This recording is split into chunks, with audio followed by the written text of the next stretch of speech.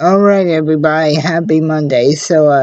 Vinland Saga episode 31 starts off with Snake and the other guards of the farm noticing that once again some wheat has been stolen, stolen from the farm by two very small individuals um, that that have been stealing various things from the farm over the past few weeks. The problem is Fox and Badger say that because the footprints are so small that they mix with all the other um, footprints that leave in and out of the farm. So it's impossible for um, Snake and his fellow guardsmen to track them. Meanwhile, Thorfinn and Aenir basically continue to try and cultivate the forest to to fulfill to keep their end of the bar, bar, bargain from the master of the farm, um, and and uh, and Thorfinn continues to be in awe about how Aenir's experience as a farmer has allowed the wheat seeds that they planted to sprout already, and Aenir, after getting a pep talk from the masters, had made um who who who he has romantic feelings for, and she calls Aenir a good man, and and she says, ever since A- Aenir got there, she she has she she has somebody to talk to and something to look forward to every morning. Um, and then and then and then she and then Aenir tells her Thor, Thorfinn's also a Thorfinn's also a good man, even though he's the more quiet and reserved one, and that how she's in, in envy that um Masters Civicki, the current owner of the farm's father, um, basically gave a, Anya and Thorfinn the opportunity to sit and have a meal with them in exchange for being his chore, chore, chore boys. And then the Anne remarks, and again, sorry guys, I'm going to have to wait for the dub to come out to know how to say her name properly, but there's a very big twist with her that I'll get to in a little bit, but she remarks that hey, remember, we're slaves after all, and normally we don't get any type of reward at all. And then and then Anya heads back to the forest with Thornton and saying, "Oh man, I'm all fired up now. She called me a good man. I am a good man. And gee, hey Thornton, look, now that our wheat seeds have started to sprout, um, for, for, forget cutting down more trees to further try and cultivate the forest for now. We need to do the most important thing that we can do for any garden, and that's to to get down to to get down on our knees and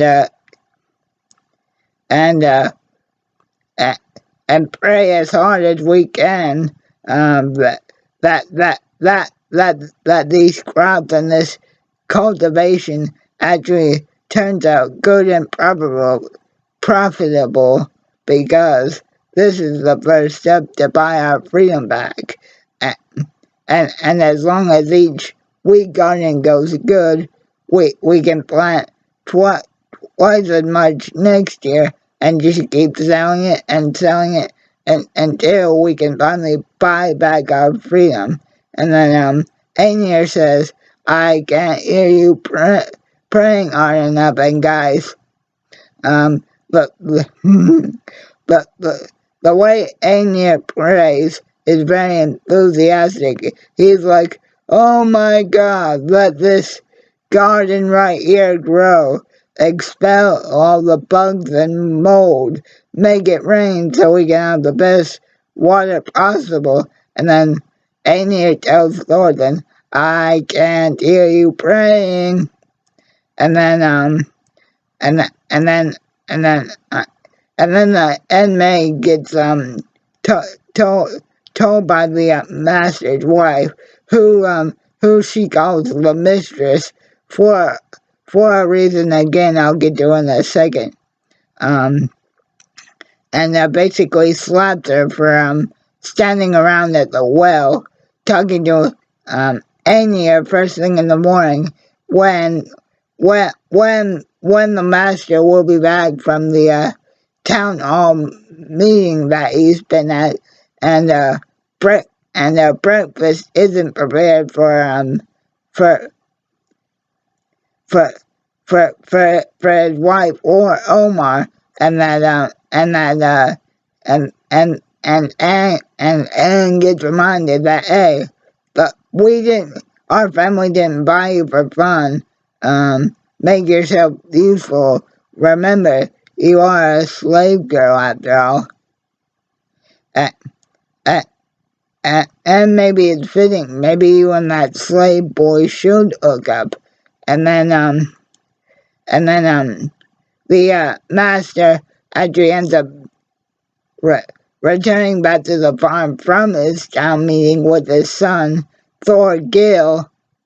Yes, guys, not Thor Kill, Thor Gill, which is Omar's older brother, who who is who is basically like this like very elfin-esque tough guy that's that kind of just like Thor Thorkill loves the idea of battle, except the difference is Thorkill it is actually smart and very tactical in battle, whereas obviously, as we know from last season, Thorkill is just all brute strength and no logic. And so Thorkill um, actually calls his dad Iron Fist, because Thorkill but portrays their dad as this great war hero that that that used to be able to kill any enemy without any weapons, just by using his bare hands. And then Thorkill gives Omar this necklace made of amputated ears from a dead Englishman that he's killed as in battle as a part of the war. And then Thorgill's like, oh Omar, you haven't changed a bit, just like this farm hasn't. You're still such a little chicken. Wait till, but you do want to go to battle, don't you? And then Omar's like, yeah, of course I do. And then their dad's like, Thorgill go go inside and get some rest because you know your brother's um skills aren't up to snuff enough to be able to go to war. And then Thorgil eventually does go inside for the night, but then Snake returns with a with one other guard, and he actually finds who's been stealing the wheat from the farm, and it's this little kid. I'm just going to call him by his last name, Toa, and his little sister, and they've actually been stealing the wheat because be, because because their mom's super sick in bed right now, and to feed their other infant baby sibling, who's also back at home because but both the baby and their mom are too frail for the farm to get any use out of. So Thorgil, Snake, and the other guardsmen actually want to impose a corporal punishment on Toa and his sister by cutting off one of their arms each to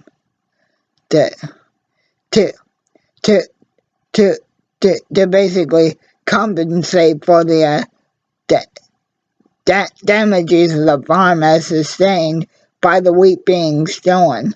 But luckily for them, Potter steps in and basically says, "Hey, as the guy that manages finances around here, I can't allow such punishment in amputating both of Toa's arms because he does the honorable thing as the big brother and saying, hey, if somebody's arms have to be cut off my own, please, my sister's still smaller and younger than I am, so let me take my half of."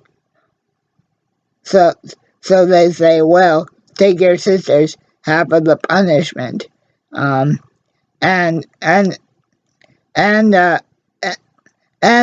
luckily for them, Potter steps in to say, hey,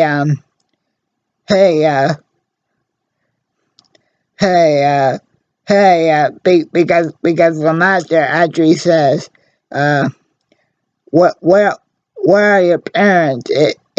Is your dad doing all right? What's his name? And then Toa actually reveals. Tora actually reveals that